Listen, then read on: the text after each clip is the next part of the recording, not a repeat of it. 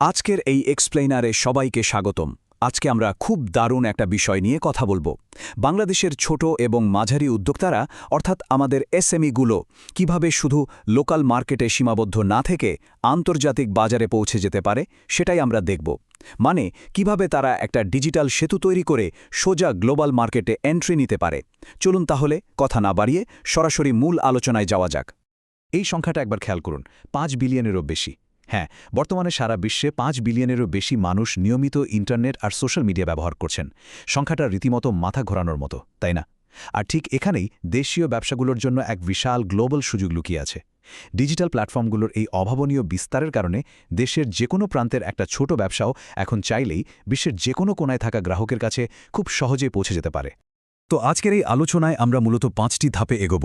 প্রথমে দেখব global digital shift বা বৈশ্বিক পরিবর্তনটা ঠিক কোথায় হচ্ছে। তারপর জানব আধুনিক এসএমইগুলোর ক্ষমতায়ন নিয়ে, দেখব ডিজিটাল মার্কেটিংয়ের একটা কমপ্লিট ব্লুপ্রিন্ট, এরপর রপ্তানির মাধ্যমে কিভাবে বিশ্বব্যাপী প্রসার ঘটানো যায় সেটা নিয়ে কথা বলবো, এবং সবশেষে থাকবে প্রবৃদ্ধির জন্য কিছু একদম প্র্যাকটিক্যাল কৌশলগত দিকনির্দেশনা।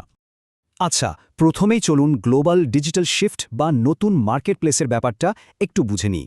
কাস্টমারদের আচরণ কিভাবে একদম পুরোপুরি অনলাইন প্ল্যাটফর্মের দিকে ঘুরে গেছে সেটা খেয়াল করা কিন্তু এখন অসম্ভব জরুরি। এখনকার গ্লোবাল ইকোনমি কিন্তু পুরোপুরি টেকনোলজি বা প্রযুক্তি চালিত।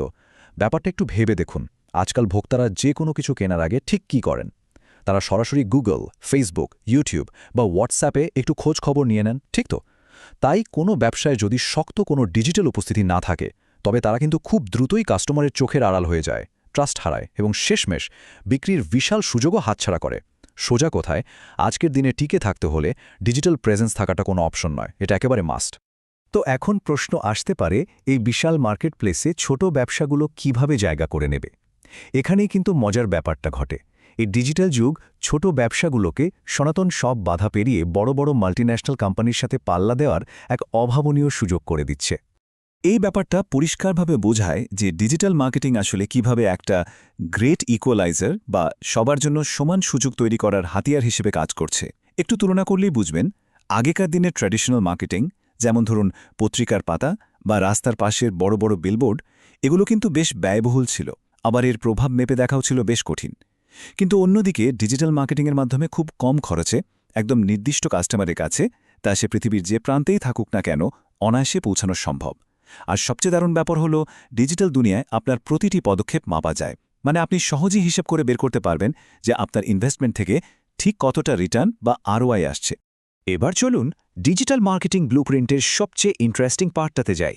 মানে যে ডিজিটাল সেতুর কথা বলছিলাম, সেটা আসলে কিভাবে ধাপে ধাপে তৈরি করা যায় সেটা একটু দেখে নেওয়া যাক।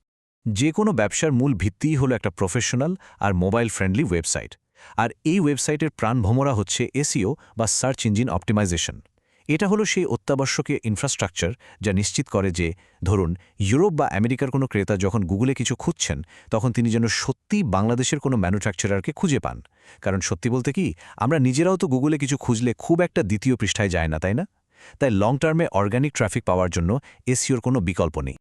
ওয়েবসাইটের ভিত্তি তো হলো, কিন্তু এর পাশাপাশি এসএমইগুলোর দরকার একটা দারুণ আউটরিচ প্ল্যান। টার্গেটেড ক্রেতাদের মনোযোগ কাড়তে আর লিড জেনারেট করতে ফেসবুক ও ইনস্টাগ্রাম ক্যাম্পেইন, গুগল অ্যাডস, ইউটিউবে ভিডিও প্রমোশন, এগুলো ভীষণ কাজে দেয়।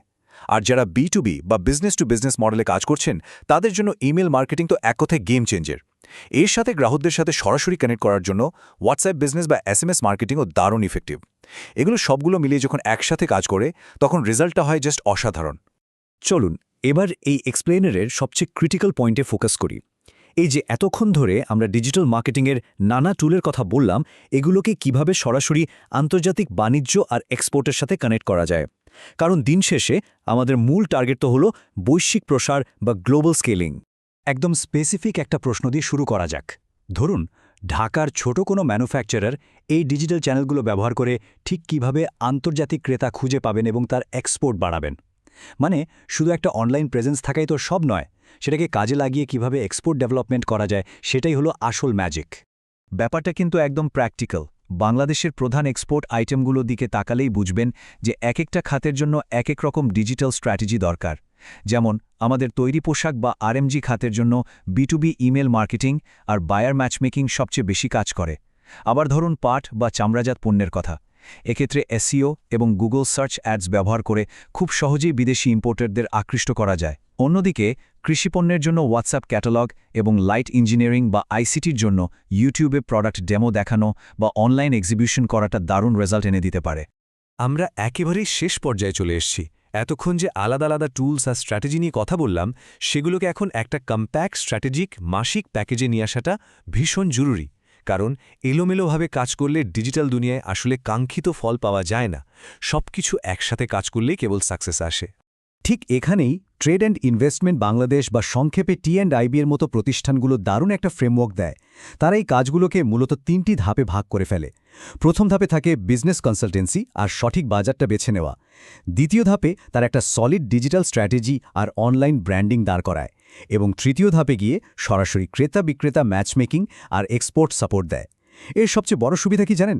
এর ফলে কোম্পানিগুলোকে নিজেদের ইন্টারনাল রিসোর্সের উপর খুব বেশি চাপ না দিয়েই বিশ্ববাজারে এন্ট্রি নেওয়ার একটা স্মুথ রাস্তা তৈরি হয়ে যায়। আর এই পুরো প্রসেসটায় মোহাম্মদ জয়নাল আবেদিনের মতো একজন অভিজ্ঞ কনসালটেন্ট যুক্ত থাকার সুবিধাটা একেবারে পরিষ্কার।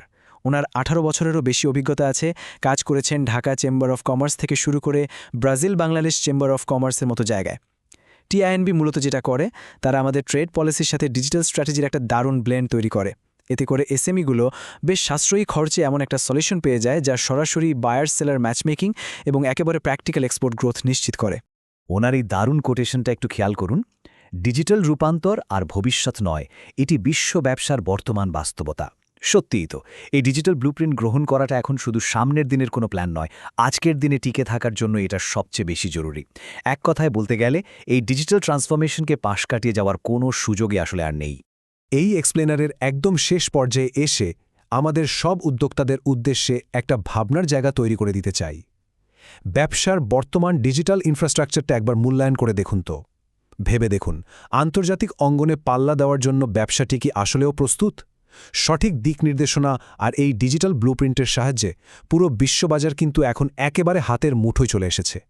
শুধু এই ডিজিটাল সেতুটা পার হয়ে গ্লোবাল ইকোনমিতে যুক্ত হওয়ার সিদ্ধান্তটা নেওয়ার অপেক্ষা। তো আপনাদের কি মনে হয়?